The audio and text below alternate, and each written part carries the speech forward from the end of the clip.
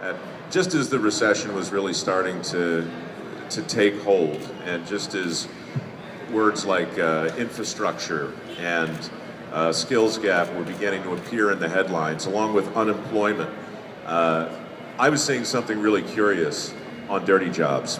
Everywhere I went, I was seeing help wanted signs. And it just seemed odd, you know, given the fact that the headlines were what they were, to see so much opportunity. Dirty jobs shot in every single state, all 50. We did 300 altogether. And no matter where I went, I heard the same story over and over and over again from employers, how difficult it was to find people who were, A, willing to learn a new skill, retrain, retool, show up early, stay late. It just seemed to be, I know it's always been a challenge, but to hear it so many different times in so many different places from so many different people, it really just got me thinking that maybe something was disconnected, you know, fundamentally. So that's how the PR campaign for Hard Work started. We called it MikeRoweWorks. It was supposed to be MICRO, but there was a copyright issue, so it's my name, MikeRoweWorks. And we started talking in the same way dirty jobs focused on people who very rarely get a spotlight shown on them. We started talking about the jobs themselves that were often overlooked.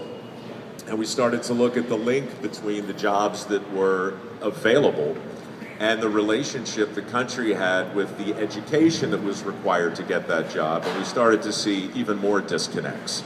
So the whole notion of alternative education being this kind of subordinate or, you know, vocational consolation prize compared to a four-year degree and other forms of knowledge, it really struck us as something that needed to be talked about.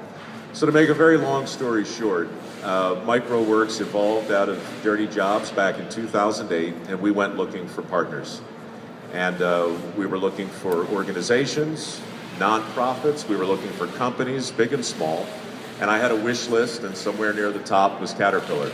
And by somewhere near the top, I mean right at the very top. And so we flew down to Peoria and met these guys, and we've been talking ever since and doing a lot of different things in a lot of different ways to continue to try and shine a light on this whole issue of closing the skills gap and getting people excited about jobs that actually exist.